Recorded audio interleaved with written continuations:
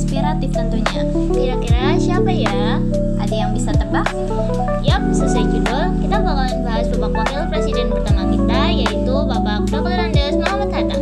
Eits, tapi sebelum itu kita kenalan dulu ya.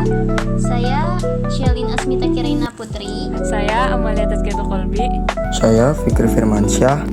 Saya Muhammad Torik Ali Brizi. Dan saya Ranisha Karimatunisa. So, gak usah berlama-lama lagi, yuk kita masuk ke podcastnya. Ngomong-ngomong soal Bapak Muhammad Hatta, pastinya kita sudah gak asing dong sama pahlawan nasional yang satu ini. Tahukah kalian kalau Dr. Andes Muhammad Hatta lahir pada 12 Agustus 1902 di daerah Bukit Tinggi, Sumatera Barat. Ayah beliau bernama Muhammad Jamil dan ibunya nama Siti Solehah. Sejak kecil, ia sering dipanggil oleh orang-orang terdekatnya dengan nama panggilan Bung Hatta. Hatta dikenal dengan anak yang cerdas dan gemar membaca. Bung Hatta bersekolah di Sekolah Hukum Eropa dan Mary Wilbert Underwich Mula di Padang. Pada tahun 1919, ia melanjutkan pendidikannya ke Prince Hendrik School di daerah Batavia, Jakarta. Di sekolahnya, Bung Hatta sangat aktif organisasi Chong Sumatran Bond yang menjadi motivasi bagi pemuda Sumatera dalam memperjuangkan kemerdekaan bangsa. Pada tahun 1921, Hatta mencari pengalaman baru ke Belanda untuk belajar di Handel Hogeschool, Rotterdam.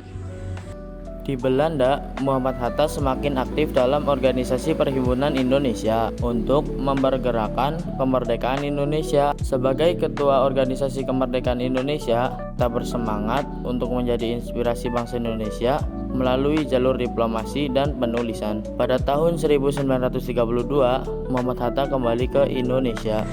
Hatta masih terus berjuang melalui pendidikan dan politik, tetapi Muhammad Hatta malah ditangkap dan diasingkan oleh pemerintah kolonial Belanda ke Boven-Digul dan Banda Neira akibat dari aktivitas politiknya.